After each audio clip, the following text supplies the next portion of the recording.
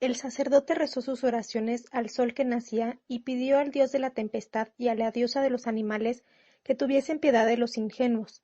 Alguien le había contado esa mañana que Elías había recuperado al hijo de la viuda del reino de los muertos. La ciudad se hallaba atemorizada y excitada al mismo tiempo. Todos creían que el israelita había recibido su poder de los dioses en la quinta montaña, y ahora se hacía mucho más difícil acabar con él. Pero la hora adecuada llegará, se dijo a sí mismo. Los dioses harían surgir otra oportunidad para acabar con él. Pero la cólera divina tenía otro motivo, y la presencia de los asirios en la entrada del valle era una señal. ¿Por qué los centenares de años de paz estaban a punto de terminar? Él tenía la respuesta: la invención de biblos. Su país había desarrollado una forma de escritura accesible a todos, incluso para aquellos que no estaban preparados para utilizarla. Cualquier persona podía aprenderla en poco tiempo, y esto sería el fin de la civilización. El sacerdote sabía que de todas las armas de destrucción que el hombre fue capaz de inventar, la más terrible, la más poderosa, era la palabra. Los puñales y las lanzas dejaban vestigios de sangre. Las flechas podían ser vistas a distancia. Los venenos terminaban por ser detectados y evitados, pero la palabra conseguía destruir sin dejar rastro. Si los rituales sagrados pudiesen ser difundidos, mucha gente podría utilizarlos para intentar modificar el orden del universo, y eso confundiría a los dioses. Hasta ese momento, solo la casta sacerdotal conocía la memoria de los antepasados, que era transmitida oralmente y bajo juramento de que las informaciones serían mantenidas en secreto. Los caracteres que los egipcios habían divulgado por el mundo exigía prolongados años de estudio, por lo que únicamente los que estaban muy preparados, como los escribas y sacerdotes, podían intercambiar informaciones. Otras culturas tenían sus formas rudimentarias de registro de la historia, pero eran tan complicadas que nadie se preocupaba de intentar aprenderlas, fuera de las propias regiones donde eran usadas. La invención de biblos poseía, en cambio, una cualidad extraordinaria: podía ser usada por cualquier país, independientemente de la lengua que hablasen. Hasta los propios griegos, que generalmente rechazaban todo lo que no nacía en sus ciudades, ya habían adoptado la escritura de biblos como práctica corriente en sus transacciones comerciales. Como eran especialistas en apropiarse de todo cuanto pudiera ser novedad, ya habían bautizado la invención de biblos con un nombre griego: alfabeto. Los secretos guardados celosamente durante siglos de civilización corrían el riesgo de ser expuestos a la luz. Comparado con esto, el sacrilegio cometido por Elías al traer a alguien desde el otro margen del río de la muerte, como los egipcios acostumbraban decir, carecía de importancia. Estamos siendo castigados porque ya no somos capaces de preservar convenientemente las cosas sagradas, pensó. Los asirios están a nuestras puertas, atravesarán el valle y destruirán la civilización de nuestros antepasados. Y acabarían con la escritura. El sacerdote sabía que la presencia del enemigo no era una casualidad, era el precio a pagar. Los dioses habían planeado todo muy bien, de manera que nadie se diera cuenta de que eran ellos los responsables. Habían colocado en el poder a un gobernador más preocupado de los negocios que del ejército. Habían alentado la codicia de los asirios, habían hecho que la lluvia escaseara cada vez más y habían traído a un infiel para dividir a la ciudad. Pronto estallaría la guerra. Akbar continuaría existiendo, incluso después de eso. Pero la amenaza de los caracteres de biblos sería borrada para siempre de la faz de la tierra. El sacerdote limpió con cuidado la piedra que señalaba el lugar donde muchas generaciones atrás el peregrino extranjero había encontrado el lugar indicado por los cielos y fundado la ciudad. ¡Qué bella es!, pensó. Las piedras eran una imagen de los dioses, duras, resistentes, sobreviviendo en cualesquiera condiciones, y sin tener que explicar por qué estaban ahí. La tradición oral decía que el centro del mundo estaba marcado por una piedra, y en su infancia había llegado a pensar en buscarla. Continuó alimentando la idea hasta ese año. pero la presencia de los asirios en el fondo del valle le hizo comprender que jamás cumpliría su sueño. No importa, ha correspondido a mi generación ser ofrecida en sacrificio por haber ofendido a los dioses. Hay cosas inevitables en la historia del mundo y tenemos que aceptarlas. Se prometió a sí mismo obedecer a los dioses, no procuraría evitar la guerra. Quizá hayamos llegado al final de los tiempos. Ya no hay forma de eludir las crisis, que son cada vez más frecuentes. El sacerdote cogió su bastón y salió del pequeño templo. Había concertado una cita con el comandante de la guarnición de Akbar. Estaba casi llegando a la muralla del sur cuando fue abordado por Elías. El Señor trajo a un niño de regreso del mundo de los muertos, dijo el israelita. La ciudad cree en mi poder. El niño no debía de estar muerto, respondió el sacerdote. Ya ha pasado otras veces. El corazón se para y después vuelve a latir. Hoy toda la ciudad está hablando de esto. Mañana se acordarán de que los dioses están cerca y pueden escuchar lo que están diciendo. Entonces sus bocas volverán a enmudecer. Ahora debo irme, porque los asirios se preparan para el combate. Escucha lo que tengo que decirte. Después del milagro de anoche, me fui a dormir afuera de las murallas, porque necesitaba un poco de tranquilidad. Entonces el mismo ángel que vi en lo alto de la quinta montaña se me apareció otra vez y me dijo: Akbar será destruida por la guerra. Las ciudades no pueden ser destruidas, dijo el sacerdote. Serán reconstruidas 70 veces 7 porque los dioses saben dónde las colocaron y las necesitan allí. El gobernador se aproximó. Venía acompañado de un grupo de cortesanos y preguntó: ¿Qué es lo que dices? Que busques la paz, repitió Elías. Si tienes miedo, vuélvete al lugar de donde viniste, repuso secamente el sacerdote. Jezabel y su rey están esperando a los profetas fugitivos para matarlos, dijo el gobernador. Pero me gustaría que me contaras cómo pudiste subir a la quinta montaña sin ser destruido por el fuego del cielo. El sacerdote necesitaba interrumpir aquella conversación. El gobernador estaba pensando en negociar con los asirios y podía querer utilizar a Elías para sus propósitos. No lo escuches, dijo. Ayer cuando fue traído a mi presencia para ser juzgado, vi que lloraba de miedo. Mi llanto era por el mal que pensaba haber causado, pues solo tengo miedo de dos cosas, del Señor y de mí mismo. No huí de Israel, y estoy listo para volver en cuanto el Señor lo permita. Acabaré con su bella princesa y la fe de Israel sobrevivirá a esta nueva amenaza. Hay que tener el corazón muy duro para resistirse a los encantos de Jezabel, ironizó el gobernador. No obstante, si eso llegara a suceder, enviaríamos a otra mujer más hermosa aún, como ya hicimos antes de ella. El sacerdote decía la verdad. 200 años antes, una princesa de Sidón había seducido al más sabio de todos los gobernantes de Israel, el rey Salomón. Ella le pidió que construyera un altar en homenaje a la diosa Astarte, y Salomón la obedeció. A causa de este sacrilegio, el Señor hizo que se sublevaran los ejércitos vecinos y Salomón fue maldecido por Dios. Lo mismo sucederá con Ahab, el marido de Jezabel, pensó Elías. El Señor le haría cumplir su tarea cuando llegase la hora. Pero, ¿de qué servía intentar convencer a estos hombres que tenía enfrente? Ellos eran como los que vio la noche anterior, arrodillados en el suelo de la casa de la viuda, alabando a los dioses de la quinta montaña. La tradición jamás los dejaría pensar de manera diferente. Es una pena que tengamos que respetar la ley de hospitalidad, dijo el gobernador, que aparentemente ya había olvidado los comentarios de Elías acerca de la paz. Si no fuese así, ayudaríamos a Jezabel en su tarea de acabar con los profetas. ¿No es esta la razón por la que me conservas la vida? Sabes que soy una mercancía valiosa, y quieres dar a Jezabel el placer de matarme con sus propias manos. Sin embargo, desde ayer el pueblo me atribuye poderes mágicos. Piensa que encontré a los dioses en lo alto de la quinta montaña.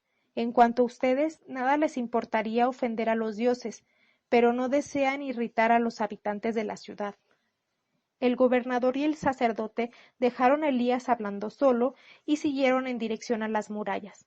En aquel momento el sacerdote decidió que mataría al profeta israelita en la primera oportunidad. Lo que antes era una mercancía ahora se había transformado en una amenaza. Al verlos alejarse, Elías se desesperó. ¿Qué podría hacer para servir al Señor? Entonces comenzó a gritar en medio de la plaza. ¡Pueblo de Akbar! Anoche subí a la quinta montaña y conversé con los dioses que allí habitaban. Cuando volví, fui capaz de traer a un niño del reino de los muertos. Las personas se agruparon a su alrededor. La historia ya era conocida por toda la ciudad. El gobernador y el sacerdote se detuvieron en medio del camino y volvieron para ver qué pasaba. El profeta israelita estaba diciendo que había visto a los dioses de la quinta montaña adorar a un dios superior. Ordenaré que lo maten, dijo el sacerdote. Y la población se rebelará contra nosotros, respondió el gobernador, interesado en lo que el extranjero estaba diciendo. Es mejor esperar que cometa un error. Antes de bajar de la montaña, los dioses me encargaron ayudar al gobernador contra la amenaza de los asirios, continuó Elías. Sé que él es un hombre honrado y quiere escucharme, pero existen personas interesadas en que estalle la guerra y no dejan que yo me aproxime a él. El israelita es un hombre santo, dijo un viejo al gobernador. Nadie puede subir a la quinta montaña sin ser fulminado por el fuego del cielo, pero este hombre lo consiguió y ahora resucita a los muertos. Tiro, Sidón y todas las ciudades fenicias tienen la tradición de la paz, dijo otro viejo. Ya pasamos por otras amenazas peores y conseguimos superarlas. Algunos enfermos e inválidos empezaron a aproximarse, abriéndose camino entre la multitud, tocando la ropa de Elías y pidiendo que les curase sus males. Antes de aconsejar al gobernador, cura a los enfermos, dijo el sacerdote. Entonces creeremos que los dioses de la quinta montaña están contigo. Elías recordó lo que el ángel le había dicho la noche anterior. Solo le sería permitida la fuerza de las personas comunes. Los enfermos piden ayuda, insistió el sacerdote. Estamos esperando. Antes tenemos que ocuparnos de evitar la guerra. Habrá más enfermos y más inválidos si no lo conseguimos. El gobernador interrumpió la conversación. Elías vendrá con nosotros. Él ha sido tocado por la inspiración divina. Aun cuando no creyese en la existencia de dioses en la quinta montaña, el gobernador necesitaba un aliado para ayudarlo a convencer al pueblo de que la paz con los asirios era la única salida. Mientras caminaban al encuentro del comandante, el sacerdote comentó con Elías. No crees en nada de lo que dije. Creo que la paz es la única salida, pero no creo que la cima de aquella montaña esté habitada por dioses. Ya estuve ahí. ¿Y qué viste? Un ángel del Señor. Ya lo había visto antes en otros lugares por donde anduve, respondió Elías. Y solo existe un Dios. El sacerdote rió. Es decir, que en tu opinión, el mismo Dios que hizo la tempestad hizo también el trigo, aunque sean cosas completamente diferentes. ¿Ves la quinta montaña? Preguntó Elías. De cada lado que mires te parecerá diferente, aunque sea la misma montaña. Así sucede con todo cuando fue creado, muchas caras del mismo Dios. Llegaron a lo alto de la montaña desde donde se veía a la distancia el campamento enemigo. En el valle desértico, las tiendas blancas resaltaban a la vista. Un tiempo atrás, cuando los centinelas habían notado la presencia de los asirios en una de las extremidades del valle, los espías capturados dijeron que estaban allí en misión de reconocimiento. En esa ocasión, el comandante sugirió que fueran apresados y vendidos como esclavos. Pero el gobernador se decidió por otra estrategia: no hacer nada. Apostaba al hecho de que, estableciendo buenas relaciones con ellos, podía abrir un nuevo mercado para el comercio de vidrios fabricados en Akbar. Además, aunque estuviesen allí para preparar una guerra, los asirios sabían que las ciudades pequeñas están siempre del lado de los vencedores. En este caso, todo lo que los generales asirios deseaban era pasar por ellas sin encontrar resistencia, en busca de Tiro y Sidón. Estas sí eran las ciudades que guardaban los tesoros y los conocimientos de su pueblo. La patrulla había acampado a la entrada del valle, y poco a poco se le habían ido sumando refuerzos. El sacerdote decía conocer la razón. La ciudad tenía un pozo de agua, el único pozo en varios días de caminata por el desierto. Si los asirios querían conquistar Tiro o Sidón, necesitaban aquella agua para abastecer a sus ejércitos. Al finalizar el primer mes, aún pedían expulsarlos. Al final del segundo mes, aún podían vencer con facilidad y negociar una retirada honrosa de los soldados asirios. Se quedaron esperando el combate, pero sus adversarios no atacaban. Al final del quinto mes aún podían ganar la batalla. Atacarán pronto porque deben de estar sufriendo de sed, se decía el gobernador. Pidió al comandante que elaborase estrategias de defensa y mantuviese a sus hombres en entrenamiento constante para reaccionar ante un ataque sorpresa, pero él se concentraba solamente en la preparación de la paz. Había transcurrido ya medio año y el ejército asirio continuaba acampado. La tensión en Akbar, creciente durante las primeras semanas de ocupación, había disminuido notoriamente. Las personas continuaban sus vidas, los agricultores volvían a ir a los campos, los artesanos fabricaban el vino, el vidrio y el jabón, y los comerciantes seguían comprando y vendiendo sus mercancías.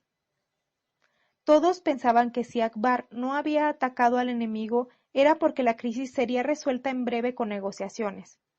Todos sabían que el gobernador había sido designado por los dioses y conocía siempre la mejor decisión que se debía adoptar. Cuando Elías llegó a la ciudad, el gobernador había mandado difundir rumores sobre la maldición que el extranjero traía consigo. Así, si la amenaza de guerra se hacía insoportable, siempre podría culpar a su presencia como la principal razón del desastre. Los habitantes de Akbar quedarían convencidos de que con la muerte del israelita el universo volvería a su lugar. El gobernador explicaría entonces que ahora era demasiado tarde para exigir que los asirios se retiraran. Mandaría ejecutar a Elías y explicaría a su pueblo que la paz era la mejor solución. En su opinión, los mercaderes que también deseaban la paz forzarían a los otros a aceptar esta idea. Durante todos estos meses había luchado contra la presión del sacerdote y del comandante, que exigían atacar de inmediato. Los dioses de la quinta montaña, sin embargo, nunca la abandonaron. Ahora, con el milagro de la resurrección, la noche anterior, consideraba de capital importancia respetar la vida de Elías. ¿Qué hace ese extranjero con ustedes?, preguntó el comandante. Fue iluminado por los dioses, respondió el gobernador, y nos ayudará a descubrir la mejor salida. Rápidamente cambió de conversación. Parece que el número de tiendas ha aumentado hoy. Y aumentará más aún mañana, dijo el comandante. Si hubiéramos atacado cuando no formaban más que una patrulla, posiblemente no hubieran vuelto. Te equivocas. Alguno de ellos terminaría escapándose y volverían para vengarse. Cuando atrasamos la cosecha, los frutos se pudren, insistió el comandante. Pero cuando atrasamos los problemas, no paran de crecer. El gobernador explicó que la paz reinaba en Fenicia desde hacía casi 3 siglos y eso era gran orgullo de su pueblo. ¿Qué dirían las generaciones futuras si él interrumpiese esa prosperidad? Envía a un emisario para negociar con ellos, dijo Elías. El mejor guerrero es aquel que consigue transformar al enemigo en amigo. No sabemos exactamente lo que quieren. Ignoramos incluso si desean conquistar nuestra ciudad. ¿Cómo podemos negociar? Hay señales de amenaza. Un ejército no pierde su tiempo haciendo ejercicios militares lejos de su país. Cada día llegaban más soldados y el gobernador se ocupaba en calcular la cantidad de agua que sería necesaria para todos aquellos hombres. En poco tiempo, la ciudad estaría indefensa ante el ejército enemigo.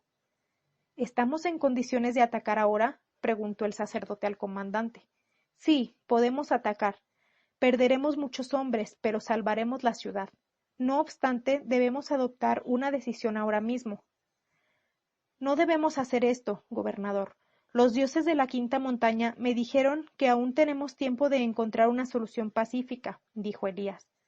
Aunque había escuchado la conversación del sacerdote con el israelita, el gobernador fingió creerlo. A él no le importaba que Sidón y Tiro fueran gobernadas por los fenicios, por los cananeos o por los asirios. Lo importante era que la ciudad pudiese continuar comerciando sus productos. Ataquemos, insistió el sacerdote. Esperemos un día más, pidió el gobernador. Puede ser que las cosas se resuelvan. Tenía que decidir enseguida la mejor forma de enfrentarse a la amenaza de los asirios. Descendió de la muralla y se dirigió al palacio pidiendo a la israelita que lo acompañase. Por el camino observó al pueblo que lo circundaba.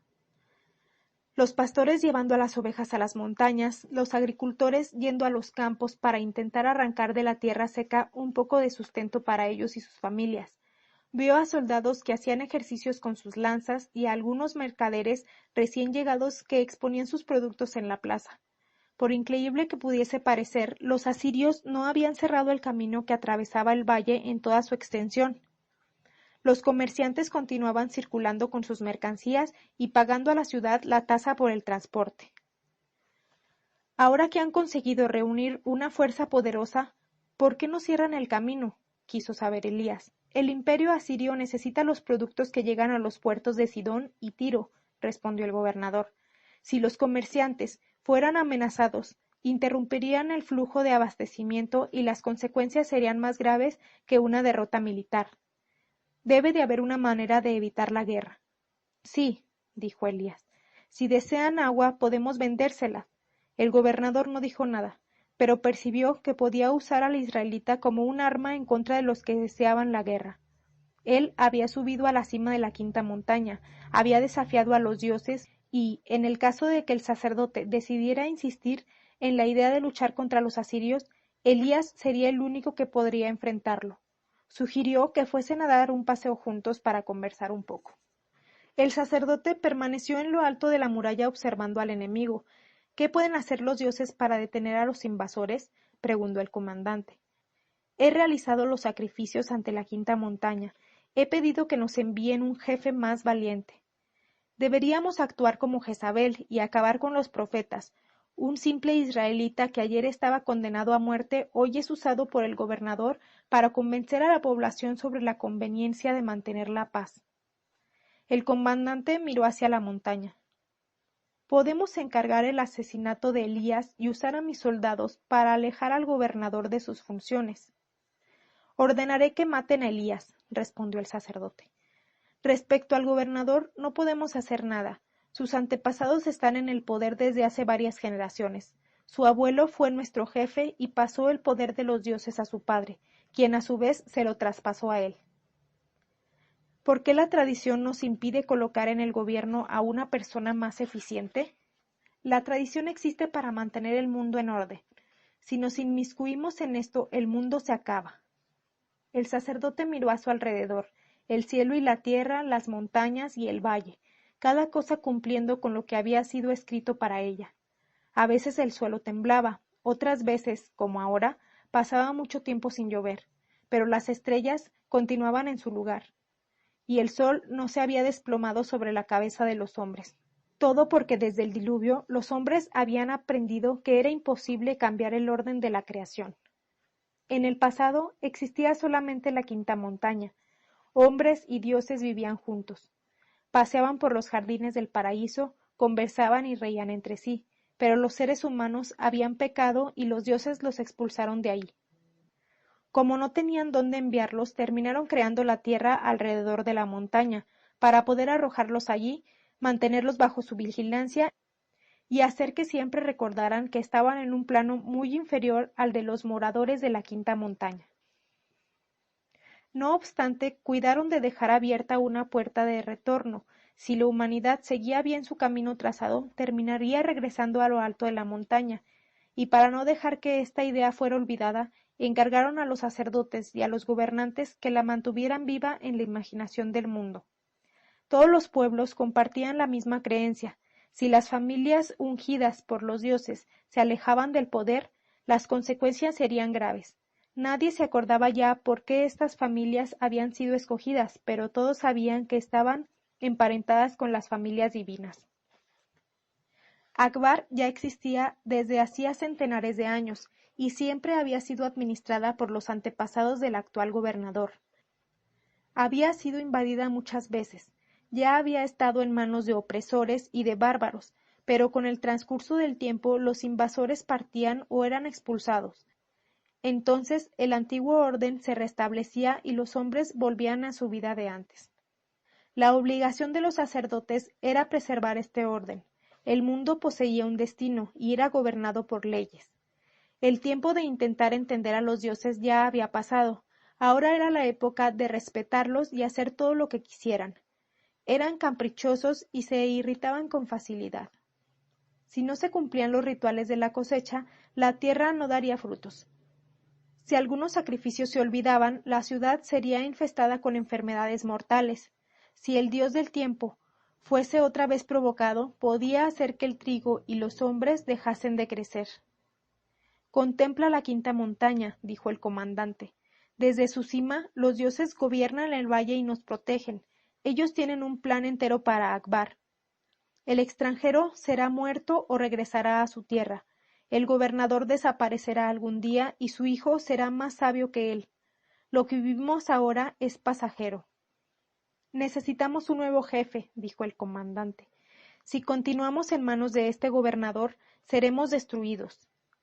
El sacerdote sabía que era esto lo que los dioses querían, para acabar con la amenaza de la escritura de biblos, pero no dijo nada. Se alegró de constatar una vez más que los gobernantes siempre cumplían, queriéndolo o no, el destino del universo.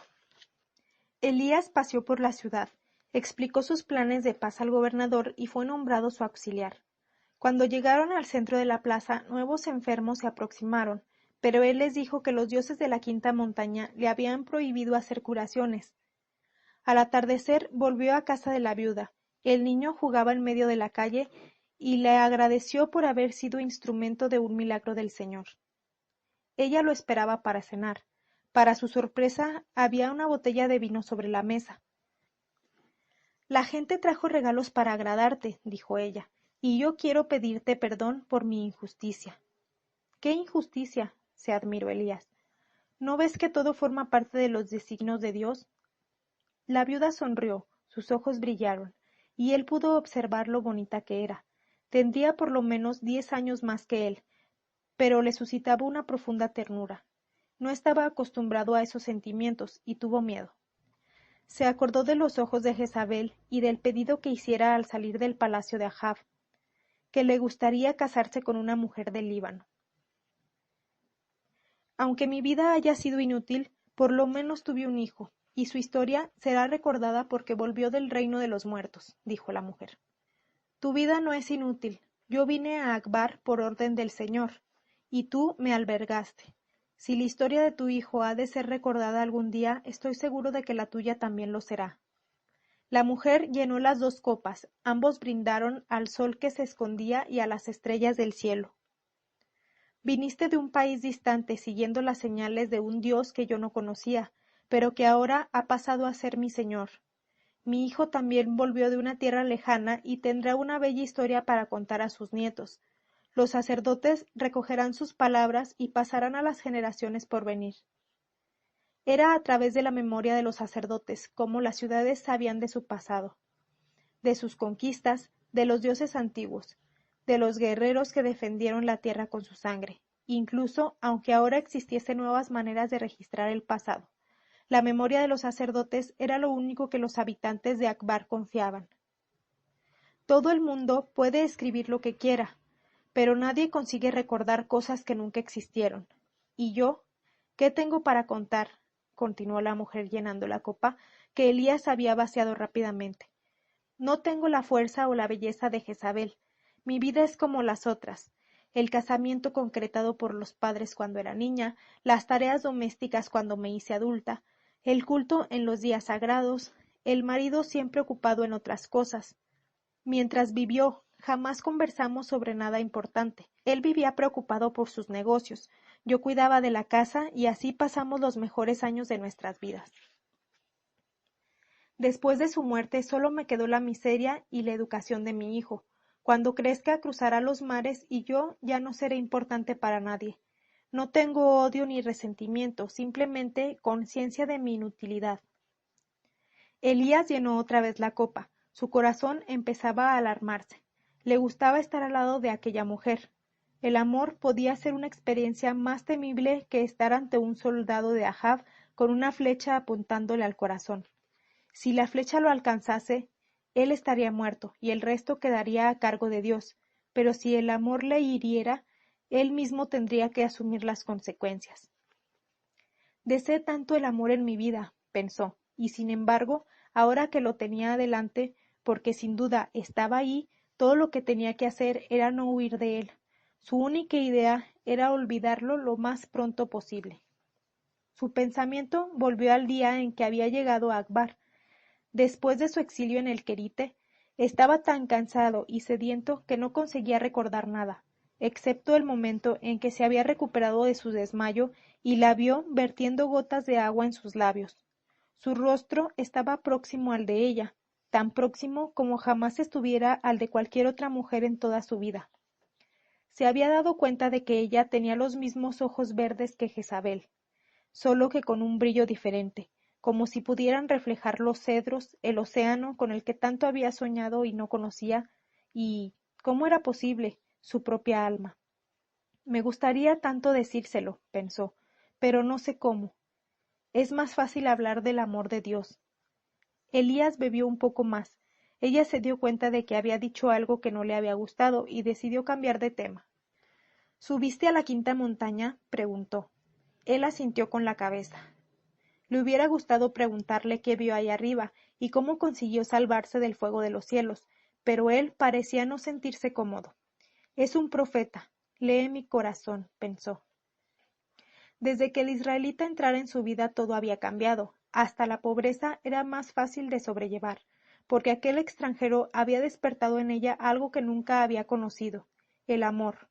Cuando su hijo enfermó, había luchado contra todo el vecindario para que él continuara en la casa. Sabía que para él el Señor era más importante que todo lo que sucediera bajo el cielo. Tenía conciencia de que era un sueño imposible, pues el hombre que tenía enfrente podía irse en aquel mismo momento, derramar la sangre de Jezabel y no volver jamás para contar lo sucedido. Aun así, continuaría amándolo porque por primera vez en su vida tenía conciencia de lo que era la libertad. Podía amarlo aunque él jamás lo supiera. No necesitaba su permiso para echarlo de menos, pensar en él el día entero, esperarlo para cenar y preocuparse por lo que se podía estar tramando en contra de él.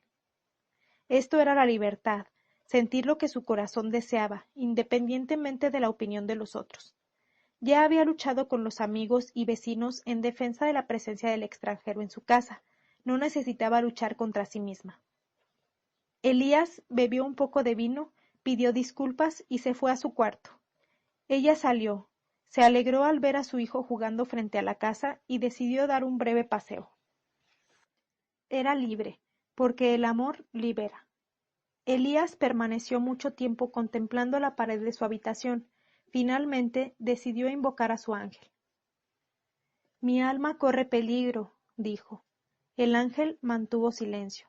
Elías dudó en seguir la conversación, pero ahora ya era tarde, no podía invocarlo sin motivo. Cuando estoy ante esta mujer no me siento bien. Es al contrario, respondió el ángel, y esto te molesta, porque podrías llegar a amarla. Elías sintió vergüenza, porque el ángel conocía su alma. El amor es peligroso, dijo. Mucho, respondió el ángel. ¿Y qué? A continuación desapareció.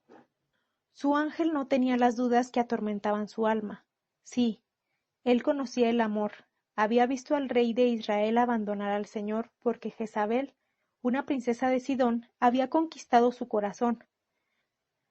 La tradición contaba que el rey Salomón perdió su trono por causa de una mujer extranjera. El rey David había enviado a uno de sus mejores amigos a la muerte porque se había enamorado de su esposa. Por causa de Dalila, Sansón fue apresado y los filisteos cegaron sus ojos. ¿Cómo que no conocía el amor? La historia estaba llena de ejemplos trágicos, y aunque no conociera las escrituras sagradas, tenía el ejemplo de sus amigos, y de los amigos de sus amigos, perdidos en largas noches de espera y sufrimiento. Si hubiera tenido una mujer en Israel, difícilmente habría dejado la ciudad cuando su señor se lo ordenó, y ahora estaría muerto. Estoy librando un combate inútil, pensó. El amor ganará esta batalla, y yo la amaré por el resto de mis días. Señor, envíame de vuelta a Israel para que yo jamás tenga que decir a esta mujer lo que siento, porque ella no me ama, y me dirá que su corazón fue enterrado junto con el cuerpo de su heroico marido. Al día siguiente, Elías volvió a encontrarse con el comandante y supo que se habían montado algunas tiendas más. —¿Cuál es la proporción actual de guerreros? —preguntó. —No doy informaciones a un enemigo de Jezabel. —Soy consejero del gobernador —respondió Elías—. Me nombró su asistente ayer por la tarde. Fui informado del nombramiento y por lo tanto debes responderme. El comandante sintió deseos de acabar con la vida del extranjero. —Los asirios cuentan con 2 soldados por cada uno de los nuestros —terminó diciendo. Elías sabía que el enemigo necesitaba una fuerza muy superior. —Nos estamos aproximando al momento ideal para iniciar las conversaciones de paz —dijo—. Ellos entenderán que estamos siendo generosos y conseguiremos las mejores condiciones. Cualquier general sabe que para conquistar una ciudad se necesitan 5 invasores por cada defensor. Pronto llegarán a ese número, si no atacamos ahora. Aún con toda la línea de abastecimiento no tendrán agua suficiente para tantos hombres, y el momento de enviar a nuestros embajadores habrá llegado. ¿Qué momento es ese? Vamos a dejar que el número de guerreros asirios aumente un poco más. Cuando la situación se vuelva insoportable, ellos se verán forzados a atacar, pero en la proporción de 3 o 4 por cada uno de los nuestros. Saben que terminarán derrotados, y entonces será cuando nuestros emisarios vayan a ofrecer la paz, el libre tránsito y la venta de agua. Esta es la idea del gobernador. El comandante no dijo nada, y dejó que el extranjero se fuera. Incluso con Elías muerto, el gobernador podía insistir en aquella idea. Se juró a sí mismo que si la situación llegaba a ese punto, mataría al gobernador y después se suicidaría, porque no quería ver la furia de los dioses. Entretanto, por nada del mundo permitiría que su pueblo fuese traicionado por dinero. —Llévame de regreso a la tierra de Israel, Señor —clamaba Elías todas las tardes caminando por el valle—. No dejes que mi corazón quede prisionero en Akbar. Siguiendo una costumbre de los profetas que conocía desde su niñez, comenzó a flagelarse con un látigo siempre que pensaba en la viuda. La espalda le quedó en carne viva y durante 2 días deliró de fiebre. Cuando se despertó, lo primero que vio fue el rostro de la mujer. Había estado cuidando sus heridas, cubriéndolas con ungüentos y aceite de oliva. Como estaba demasiado débil para bajar hasta la sala, ella le subía los alimentos a la habitación. Cuando se curó, volvió a caminar por el valle. —Llévame de regreso a la tierra de Israel, Señor —insistía—. Mi corazón ya está preso en Akbar, pero mi cuerpo aún puede seguir el viaje. El ángel apareció. No era el ángel del Señor, el que viera en lo alto de la montaña, sino el que lo guardaba, a cuya voz ya estaba acostumbrado. El Señor escucha las preces de los que piden para olvidar el odio, pero está sordo para los que quieren huir del amor.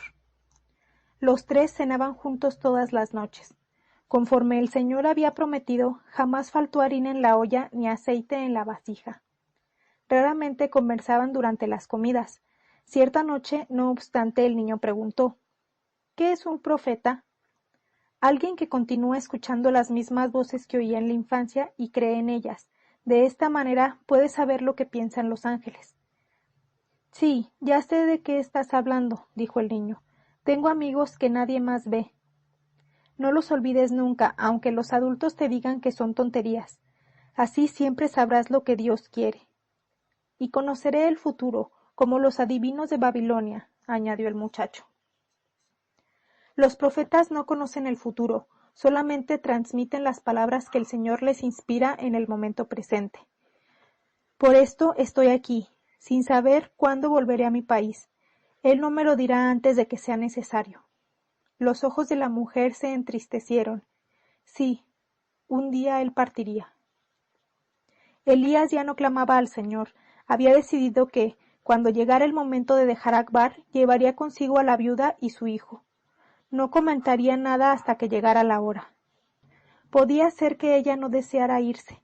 Podía ser que no se hubiera dado cuenta de lo que sentía por ella, ya que él mismo había tardado en comprenderlo. Si esto sucedía sería mejor, pues podría dedicarse enteramente a la expulsión de Jezabel y a la reconstrucción de Israel. Su mente estaría demasiado ocupada para pensar en el amor. El Señor es mi pastor, se dijo, recordando una vieja oración hecha por el rey David. Refrigera mi alma y llévame junto a las aguas reposantes. Y no me dejará perder el sentido de mi vida, concluyó con sus propias palabras. Cierta tarde llegó a la casa más pronto que de costumbre y encontró a la viuda sentada en el umbral. —¿Qué estás haciendo? —No tengo nada que hacer —respondió ella. —Entonces aprende algo. En este momento muchas personas ya desistieron de vivir. No se disgustan, no lloran, apenas esperan que el tiempo pase. No aceptan los desafíos de la vida, y la vida ya no las desafía más. Tú corres ese peligro, reacciona, enfréntate a la vida, no desistas. Mi vida volvió a tener sentido desde que tú llegaste, dijo ella con la mirada baja. Por una fracción de segundo él sintió que podía dividir su corazón con ella, pero decidió no arriesgarse. Posiblemente ella se estaba refiriendo a otra cosa. Empieza a hacer algo, dijo cambiando de tema. Así el tiempo será un aliado y no un enemigo. ¿Qué puedo aprender?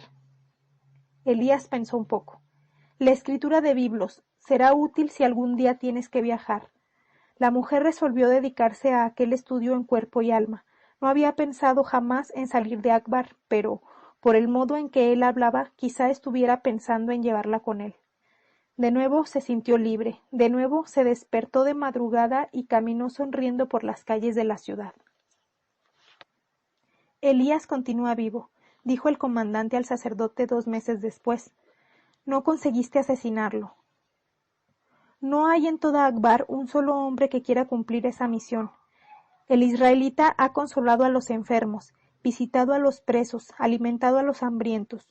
Cuando alguien tiene una disputa a resolver con el vecino, recurre a él, y todos aceptan sus juicios porque son justos. El gobernador se sirve de él para aumentar su propia popularidad, pero nadie se da cuenta. Los mercaderes no desean la guerra. Si el gobernador aumenta su popularidad hasta el punto de convencer a la gente de que la paz es mejor, nunca conseguiremos expulsar de aquí a los asirios. Es necesario matar a Elías pronto. El sacerdote señaló la quinta montaña, siempre con su cima cubierta de nubes. Los dioses no permitirán que su país sea humillado por una fuerza extranjera. Ya lo arreglarán a su manera. Verás que pasará algo y entonces sabremos aprovechar la oportunidad. ¿Qué pasará? No lo sé, pero estaré atento a las señales. No suministres más los datos correctos sobre las fuerzas asirias. Siempre que te pregunten algo, di que la proporción de los guerreros invasores aún es de 4-1 y continúa entrenando a tus tropas. ¿Por qué tengo que hacer eso? Si alcanza la proporción de 5-1 estamos perdidos. No, estaremos en condiciones de igualdad. Cuando comience el combate no estarás luchando con un enemigo inferior, y no podrás ser considerado un cobarde que abusa de los débiles. El ejército de Akbar enfrentará a un adversario tan poderoso como él, y vencerá en la batalla porque su comandante desarrolló la mejor estrategia. Halagada su vanidad, el comandante aceptó la propuesta y a partir de aquel momento comenzó a ocultar informaciones al gobernador y a Elías. Pasaron otros 2 meses y una mañana el ejército asirio alcanzó la proporción de 5 soldados por cada defensor de Akbar. En cualquier momento podían atacar.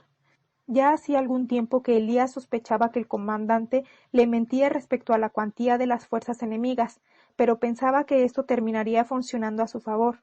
Cuando la proporción alcanzase su punto crítico, sería fácil convencer a la población de que la paz era la única salida. Meditaba sobre esto mientras se dirigía al lugar de la plaza, donde, una vez cada 7 días, acostumbraba a ayudar a los habitantes a resolver sus disputas. Generalmente eran asuntos sin importancia, peleas entre vecinos, viejos que ya no querían pagar impuestos, comerciantes que se consideraban perjudicados en sus negocios. El gobernador estaba ahí, solía aparecer de vez en cuando para verlo en acción. La antipatía que sintiera inicialmente por él había desaparecido por completo. Descubrió que era un hombre sabio, preocupado por resolver los problemas antes de que surgieran, aun cuando no creyera en el mundo espiritual y tuviese mucho miedo de morir. En varias ocasiones, él hizo uso de su autoridad para dar a la decisión de Elías un valor de ley. Otras veces había discrepado de una sentencia y el transcurso del tiempo le había dado la razón. Akbar se estaba volviendo un modelo de ciudad fenicia. El gobernador había creado un sistema de impuestos más justo, había mejorado las calles y sabía administrar con inteligencia las ganancias obtenidas de las tasas sobre las mercancías. Hubo una época en la que Elías le pidió que acabara con el consumo de vino y cerveza, porque la mayoría de los casos que tenía que resolver estaban relacionados con agresiones de personas ebrias. El gobernador le contestó que una ciudad solo era considerada grande justamente cuando ese tipo de cosas sucedían. Según la tradición, los dioses se ponían contentos cuando los hombres se divertían al finalizar su jornada de trabajo y protegían a los borrachos. Además, su región tenía fama de producir uno de los mejores vinos del mundo, y los extranjeros desconfiarían si sus propios habitantes no consumiesen la bebida. Elías respetó la decisión del gobernador y terminó aceptando que las personas alegres producen mejor. No necesitas esforzarte tanto, dijo el gobernador antes de que Elías comenzase su trabajo aquel día. Un auxiliar solo ayuda al gobierno con sus opiniones. Tengo nostalgia de mi tierra y quiero volver allí.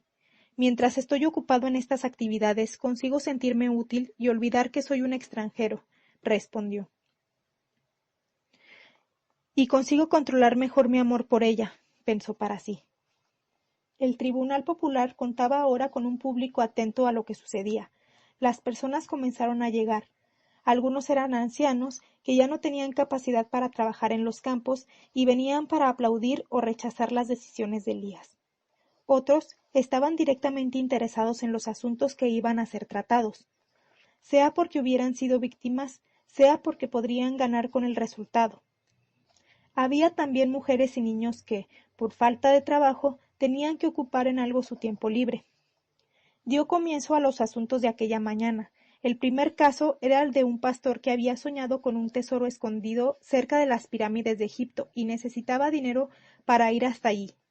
Elías nunca había estado en Egipto, pero sabía que estaba muy lejos, y le dijo que difícilmente podría conseguir el dinero pidiéndolo a otras personas, pero si se decidiese a vender sus ovejas y pagar el precio de su sueño, seguramente encontraría lo que buscaba. A continuación vino una mujer que deseaba aprender las artes mágicas de Israel. Elías le dijo que él no era un maestro, sino apenas un profeta. Cuando se preparaba para encontrar una solución amistosa en el caso de un agricultor que había insultado y maldecido a la mujer de otro, un soldado apartó al público que tenía enfrente y se dirigió al gobernador. «Una patrulla ha conseguido capturar a un espía», dijo sudoroso el recién llegado. «Están en camino hacia aquí». Una oleada de agitación recorrió la audiencia. Era la primera vez que asistían a un juicio de esa clase. «¡Muerte!», gritó alguien. «¡Muerte al enemigo!». Todos los presentes asintieron, gritando. En un abrir y cerrar de ojos la noticia corrió por toda la ciudad y la plaza se llenó. Los otros casos fueron juzgados con gran esfuerzo, pues a cada instante alguien interrumpía a Elías pidiendo que se presentara ya al extranjero. «No puedo juzgar este tipo de caso», repetía él. «Esto corresponde a las autoridades de Akbar». «¿Qué es lo que han venido a hacer aquí los asirios?», decía uno. «¿No ven que estamos en paz desde hace muchas generaciones?».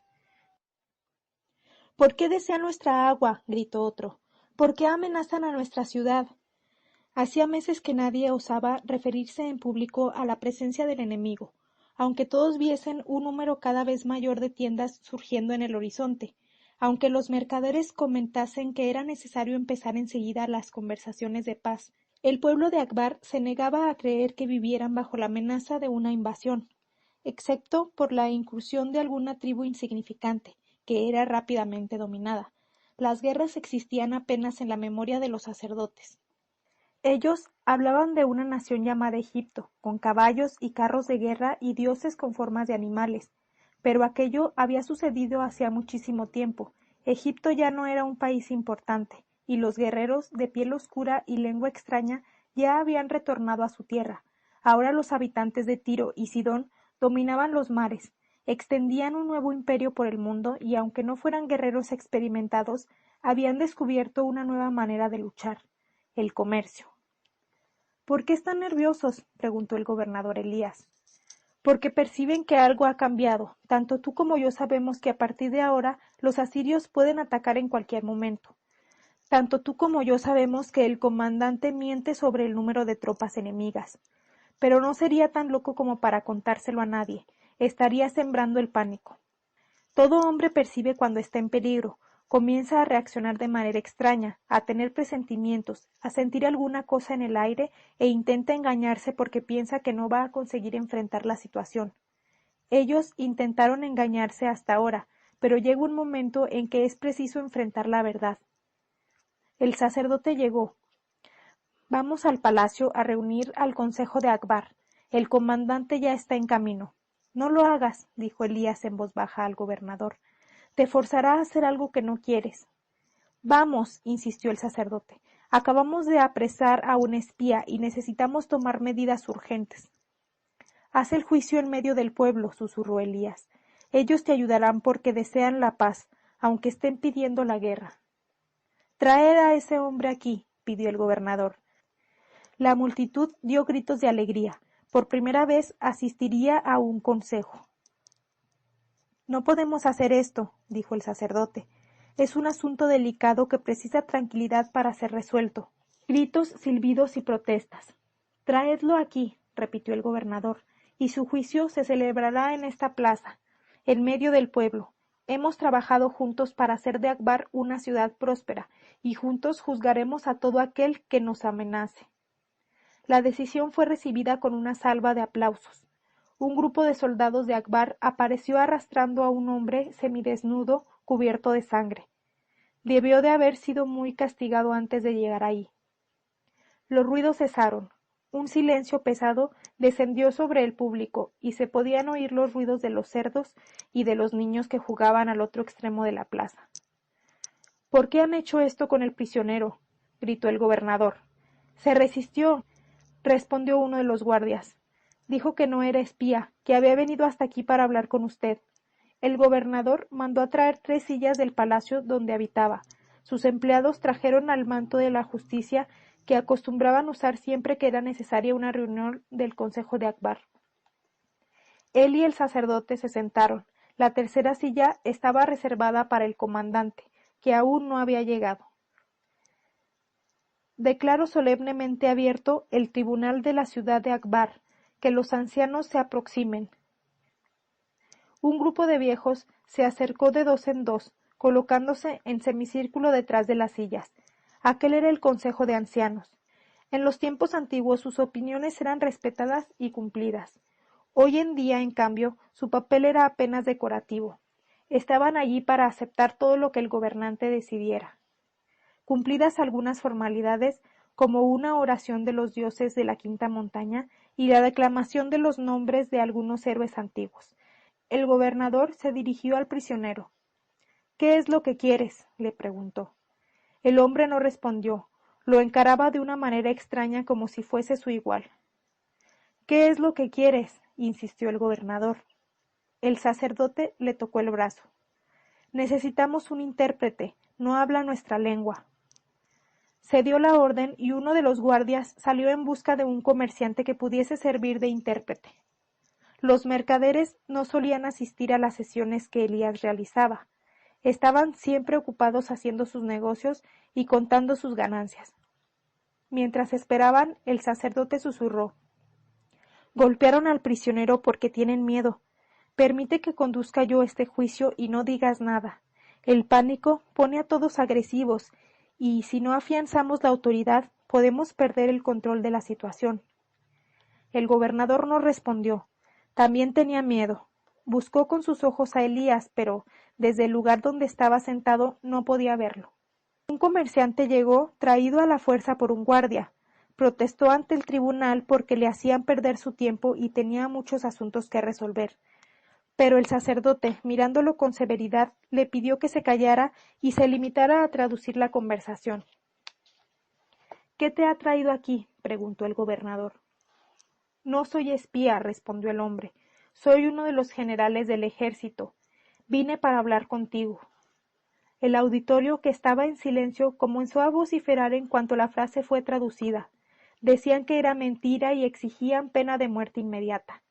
El sacerdote pidió silencio y se dirigió al prisionero. ¿Sobre qué deseas conversar? Hemos oído decir que el gobernador es hombre sabio, dijo el asirio. No queremos destruir esta ciudad. Lo que nos interesa es Tirón y Sidón. Pero Akbar está en medio del camino y controla este valle. Si nos vemos obligados a luchar, perderemos tiempo y hombres. Yo vengo a proponer un trato. Este hombre está diciendo la verdad, pensó Elías. Había notado que estaba rodeado por un grupo de soldados que le tapaban la vista del lugar donde estaba sentado el gobernador. El asirio piensa como nosotros. El Señor realizó el milagro que pondrá fin a esta situación peligrosa. El sacerdote se levantó y gritó al pueblo. ¿Lo ven? Nos quieren destruir sin combate. Continúa, dijo el gobernador. El sacerdote, sin embargo, interfirió otra vez. Nuestro gobernador es un hombre bueno, que no desea derramar la sangre de un hombre. Pero estamos en una situación de guerra y el condenado que está ante usted es un enemigo. Tiene razón, gritó alguien del público. Elías se dio cuenta de su error. El sacerdote estaba jugando con el pueblo mientras que el gobernador intentaba solamente hacer justicia. Intentó aproximarse, pero fue empujado. Uno de los soldados lo retuvo por el brazo. Te esperarás aquí. Al fin y al cabo, la idea fue tuya. Miró hacia atrás. Era el comandante que estaba sonriendo. No podemos escuchar ninguna propuesta, continuó el sacerdote, dejando fluir la emoción a través de sus gestos y palabras. Si mostramos que queremos negociar, estaremos demostrando también que tenemos miedo. Y el pueblo de Akbar es valiente, está en condiciones de resistir cualquier invasión. Él es un hombre que busca la paz, dijo el gobernador dirigiéndose a la multitud. Alguien dijo, los mercaderes buscan la paz, los sacerdotes desean la paz, los gobernadores administran la paz, pero un ejército solo quiere una cosa, ¡guerra! ¿No ven que conseguimos enfrentar la amenaza religiosa de Israel sin guerra? Gritó el gobernador. No enviamos ejércitos ni barcos, enviamos a Jezabel. Ahora ellos adoran a Baal sin que hayamos tenido que sacrificar ni un solo hombre en el frente de batalla. Ellos no han enviado a una bella mujer, sino a sus guerreros, gritó el sacerdote más alto aún. El pueblo exigía la muerte del asirio. El gobernador sujetó al sacerdote por el brazo. Siéntate, le ordenó. Estás yendo demasiado lejos. La idea del juicio fue tuya, o mejor, fue del traidor israelita, que parece dirigir los actos del gobernador de Akbar. Después me entenderé con él. Ahora necesitamos saber qué quiere realmente el asirio. Durante muchas generaciones, los hombres procuraron imponer su voluntad a través de la fuerza, decían lo que querían, pero no se preocupaban por saber lo que el pueblo pensaba, y todos estos imperios terminaron destruidos. Nuestro pueblo creció porque aprendió a escuchar. Así fue como desarrollamos nuestro comercio, escuchando lo que el otro desea y haciendo lo posible para conseguirlo. El resultado es el lucro. El sacerdote movió negativamente la cabeza. Tus palabras parecen sabias, y este es el peor de todos los peligros. Si estuvieras diciendo tonterías, sería fácil probar que estabas equivocado, pero lo que acabas de decir nos conduce a una trampa. Las personas que estaban en primera fila presenciaban la discusión. Hasta aquel momento el gobernador siempre había procurado escuchar la opinión del consejo, y Akbar tenía una reputación excelente, hasta el punto que Tiro y Sidón ya habían enviado emisarios para ver cómo era administrada. Su nombre ya había llegado a oídos del emperador, y con un poco de suerte podría acabar sus días como ministro de la corte. Hoy su autoridad había sido desafiada en público. Si no se imponía, perdería el respeto del pueblo, y ya no sería capaz de tomar decisiones importantes porque nadie le obedecería. Continúa, le dijo al prisionero, ignorando la mirada furiosa del sacerdote y exigiendo que el intérprete tradujese su pregunta. Vine a proponer un trato, dijo el asirio. Ustedes nos dejan pasar y marcharemos contra Tiro y Sidón. Cuando estas ciudades hayan sido derrotadas, y ciertamente lo serán porque gran parte de sus guerreros están en los barcos y cuidando el comercio, nosotros seremos generosos con Akbar, y te mantendremos como gobernador. ¿Lo ven? Dijo el sacerdote, levantándose nuevamente. Ellos creen que nuestro gobernador es capaz de cambiar el honor de Akbar por un cargo. La multitud aulló de rabia. Aquel prisionero semidesnudo y herido quería imponer sus reglas. Un hombre derrotado que proponía la rendición de la ciudad Algunas personas se levantaron para agredirlo y solo con mucho esfuerzo los guardias lograron dominar la situación. «Esperen», dijo el gobernador, tratando de hablar más alto que todos. «Tenemos delante de nosotros a un hombre indefenso, que no nos puede causar miedo. Sabemos que nuestro ejército es el más preparado y nuestros guerreros los más valientes. No necesitamos probar nada a nadie. Si resolvemos luchar, venceremos en el combate, pero las pérdidas serán enormes». Elías cerró los ojos y rezó para que el gobernador consiguiera convencer al pueblo. «Nuestros antepasados nos hablaban del imperio egipcio, pero ese tiempo ya terminó», prosiguió. «Ahora estamos volviendo a la edad de oro. Nuestros padres y nuestros abuelos pudieron disfrutar de la paz. ¿Por qué vamos a ser nosotros quienes rompamos esta tradición? Las guerras modernas se libran en el comercio, y no en los campos de batalla». Poco a poco la multitud iba quedando silenciosa. El gobernador lo estaba consiguiendo. Cuando el ruido cesó, él se dirigió al asirio. «No basta lo que propones. Tendrán que pagar las mismas tasas que los mercaderes pagan para atravesar nuestras tierras». «Créeme, gobernador, ustedes no tienen elección», respondió el prisionero. «Tenemos hombres suficientes para arrasar esta ciudad y matar a todos sus habitantes. Llevan demasiado tiempo en paz y ya no saben cómo luchar, mientras que nosotros estamos conquistando el mundo». Los murmullos reaparecieron entre la concurrencia. Elías pensaba: «Él no puede mostrarse inseguro ahora». Pero estaba resultando difícil tratar con el prisionero asirio que, aún subyugado, imponía sus condiciones. A cada momento llegaban más personas. Elías notó que los comerciantes habían abandonado sus trabajos y ahora formaban parte del público. Preocupados por el desarrollo de los acontecimientos, el juicio había adquirido una importancia peligrosa. No había ya posibilidad de eludir una decisión, fuese la negociación o la muerte. Los espectadores comenzaron a dividirse. Unos defendían la paz, otros exigían que Akbar resistiera. El gobernador susurró al sacerdote: «Este hombre me desafió en público, pero tú también». El sacerdote se inclinó hacia él, y hablando muy bajo, de manera que nadie pudiera escucharlo, le dijo que condenase a muerte inmediatamente al asirio. «No lo estoy pidiendo, lo estoy exigiendo. Soy yo quien te mantiene en el poder, y puedo acabar con esto en el momento que quiera. ¿Entiendes?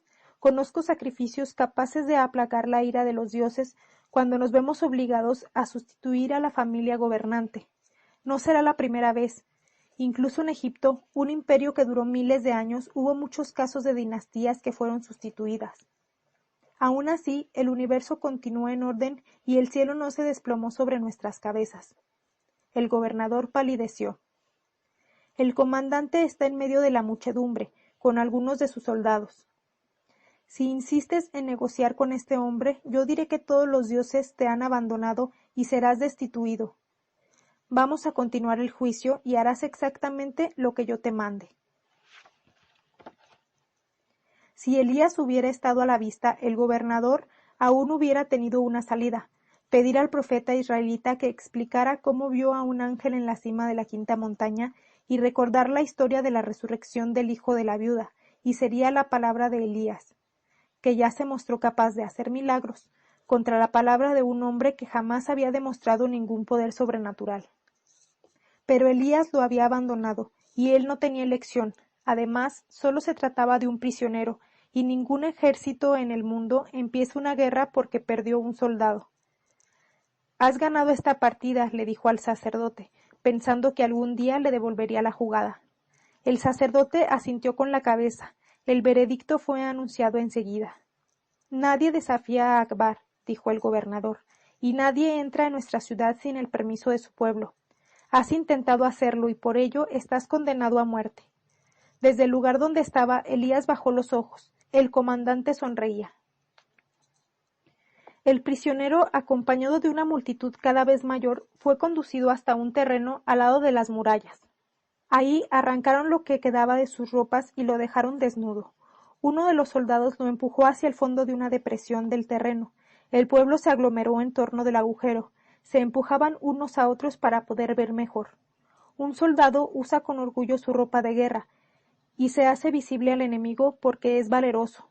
Un espía se viste de mujer porque es cobarde, gritó el gobernador para que todos los escuchasen. Por eso te condeno a dejar esta vida sin la dignidad de los bravos. El pueblo escarneció al prisionero y aplaudió al gobernador. El prisionero decía algo, pero el intérprete ya no estaba cerca y nadie podía entenderlo. Elías consiguió por fin abrirse camino y acercarse al gobernador, solo que ahora ya era tarde. Cuando tocó su mano, fue rechazado con violencia. La culpa es tuya, quisiste un juicio público. No, es tuya, respondió Elías. Aunque el consejo de Akbar se hubiese reunido en secreto, el comandante y el sacerdote habrían hecho lo que querían. Yo estuve rodeado por guardias durante todo el proceso. Ya lo tenían todo planeado. La costumbre decía que correspondía al sacerdote escoger la duración del suplicio. Él se inclinó, cogió una piedra y le extendió al gobernador. No era tan grande como para permitir una muerte rápida, ni tan pequeña como para prolongar el sufrimiento por mucho tiempo. Tú primero. Estoy siendo obligado a esto, dijo el gobernador en voz baja, de manera que solo el sacerdote lo escuchase. Pero sé que es el camino equivocado. Durante todos estos años me obligaste a tomar las actitudes más duras, mientras disfrutabas del resultado de las decisiones que agradaban al pueblo, respondió el sacerdote, también en voz baja. Yo tuve que enfrentar la duda y la culpa, y pasé noches sin dormir, perseguido por los fantasmas de los errores que pudiera haber cometido. Pero porque no me acobardé, Akbar es hoy una ciudad envidiada por el mundo entero. Las personas buscaron piedras del tamaño elegido. Durante algún tiempo todo lo que se oía era el ruido de guijarros y rocas entrechocándose. El sacerdote prosiguió. Puedo estar equivocado en condenar a muerte a este hombre, pero estoy acertado en relación con el honor de nuestra ciudad. No somos traidores. El gobernador levantó la mano y tiró la primera piedra. El prisionero la esquivó, pero enseguida la multitud, entre gritos e insultos, comenzó a apedrearlo. El hombre intentaba defender su rostro con los brazos, y las piedras golpeaban su pecho, sus espaldas, su estómago. El gobernador quería irse. Ya había visto aquello muchas veces.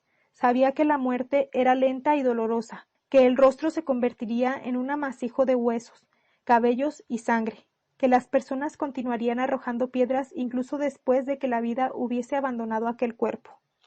En pocos minutos el prisionero abandonaría su defensa y bajaría los brazos. Si hubiese sido un hombre bueno durante esta vida, los dioses guiarían una de las piedras que alcanzaría la parte frontal del cráneo, provocando el desmayo.